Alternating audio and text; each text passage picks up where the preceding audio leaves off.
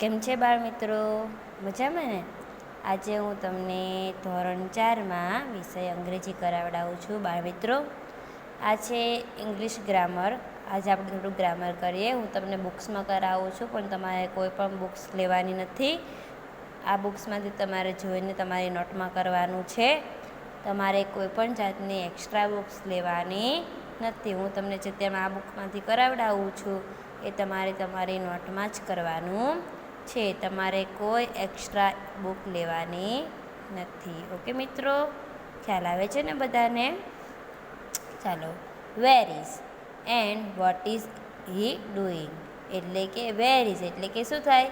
ક્યાં છે. Where is એટલે ક્યાં છે. એક પ્રશ્ન પૂછે કે આપણે પ્રશ્ન પૂછીએ ને, તું ક્યાં છે, તમે ક્યાં છો, એ રીતે. એટલે કે એક પ્રશ્ન વાક્ય એટલે કે વેર ઇઝ એટલે કે ક્યાં છે. કોઈ પણ વસ્તુ, વ્યક્તિ, પ્રાણી, પક્ષી વગેરે ક્યાં છે, કયા સ્થાને છે તે જાણવા માટે વેર વડે પ્રશ્ન પૂછાય છે. આપણે જ્યારે કોઈ વસ્તુ, પ્રાણી, પક્ષી તે કયા સ્થાન પર છે, તે ક્યાં છે તે જાણવું હોય તો શેના વડે પ્રશ્ન પૂછવામાં આવે છે? તો કે વેર વડે પ્રશ્ન પૂછવામાં આવે છે. જુઓ, વેર ઇઝ મોના? મોના ક્યાં છે? મોના ઇઝ ઇન ધ ગાર્ડન. મોના ક્યાં છે? તો કે મોના બગીચામાં છે. ગાર્ડન એટલે બગીચો. સમજ પડે છે ને મિત્રો? Where is Ram? રામ ક્યાં છે?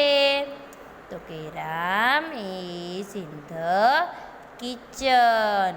રામ રસોડામાં છે.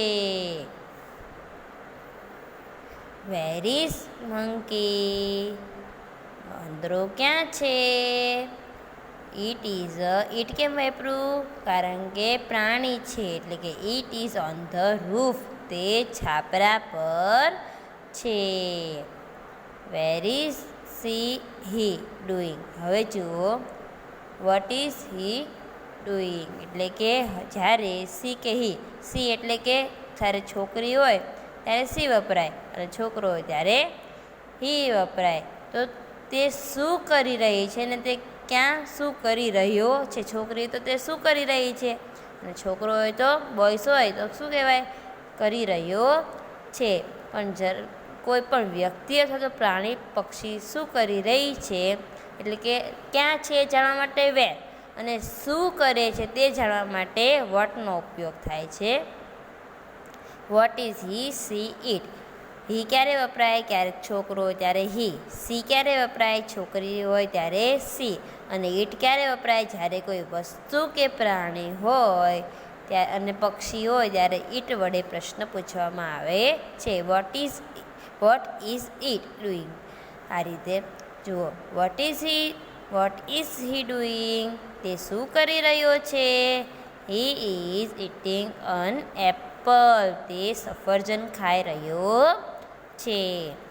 What is she doing? તે શું કરી રહી છે? તો she is reading a book. તે પુસ્તક વાંચી રહી છે. ખ્યાલ આવ્યો મિત્ર? ચાલો બાજુમાં આવીએ.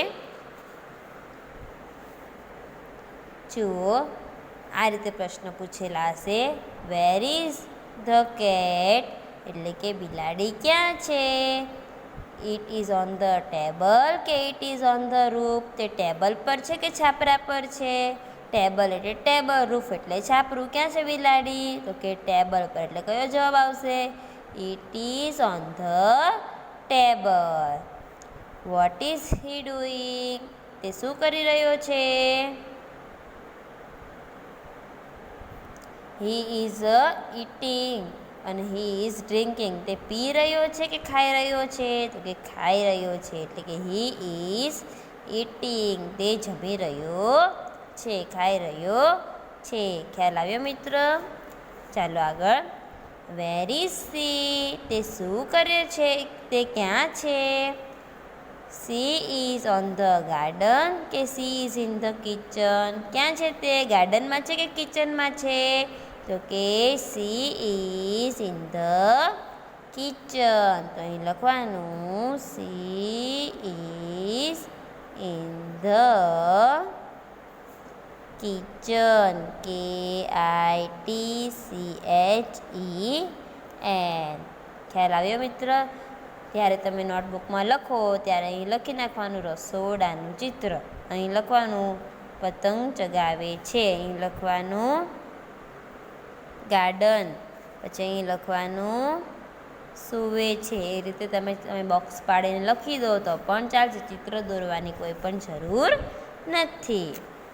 Vote is he doing? તે શું કરી રહ્યો છે? તે ક્યાં છે? He is a flying a kite કે હી ઇઝ અ પ્લેઇંગ? તે શું કરે છે? What is he doing? તે શું કરે છે? તો હી is a flying a kite. તે પતંગ ચગાવી રહ્યો છે. તો લખવાનું he is flying a kite. ખ્યાલ આવ્યો મિત્ર? સમજ પડી? વેર ઇઝ હી? તે ક્યાં છે? He is in the garden કે he is in the classroom? ક્યાં છે? ગાર્ડનમાં છે કે ક્લાસરૂમમાં છે? જુઓ જોઈએ. તો કે he is in the garden. તે ગાર્ડનમાં છે. He is in the garden. ખ્યાલ આવે છે મિત્રો? સમજ પડે છે ને બધાને? Vote is she doing? તે શું કરી રહી છે? સી ઇઝ અ રીડિંગ કે સી ઇઝ અ સ્લીપિંગ? વાંચે છે કે સૂવે છે? તો કે સૂઈ રહી છે. તો she is sleeping. She is sleeping. ખ્યાલ આવ્યો મિત્રો? સમજ પડી ને દરેકને? ચાલો આગળ જોઈએ.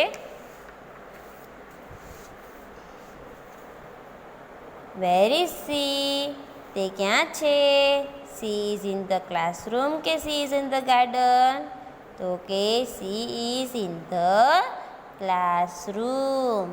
She is in the classroom. What is she doing? તે શું કરી રહી છે? She is a clapping કે she is a dancing?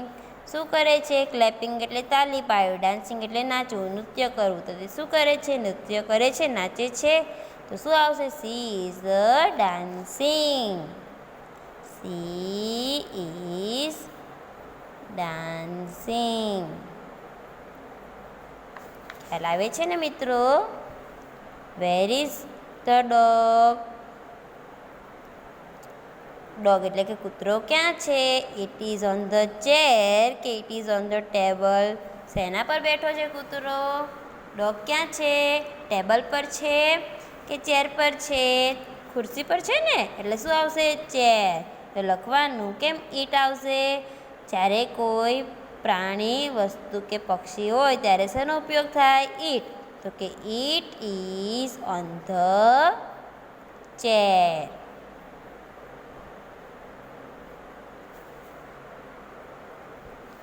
Vote is he doing?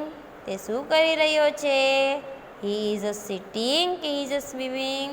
તે બેઠો છે કે નાહી રહ્યો છે? તો કે સ્વિમિંગ એટલે કે તરવું, તરી રહ્યો છે. એટલે શું આવશે? He is swimming.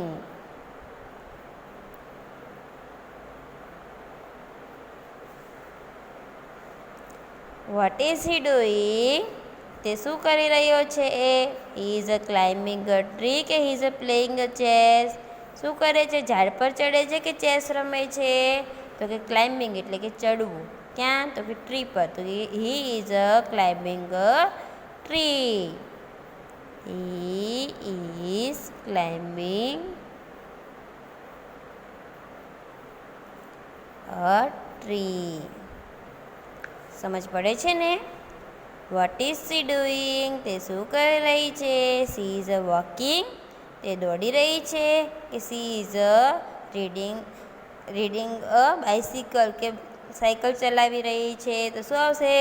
She is riding a bicycle.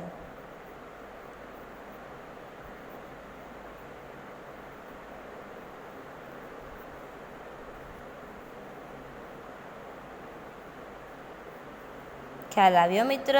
સમજ પડી બધાને?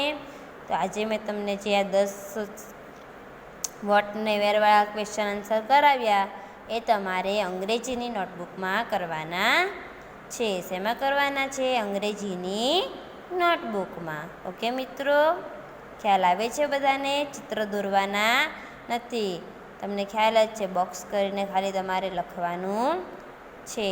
ઓકે મિત્રો, કોઈએ પણ ચિત્ર દોરવાના નથી. જય શ્રી કૃષ્ણ.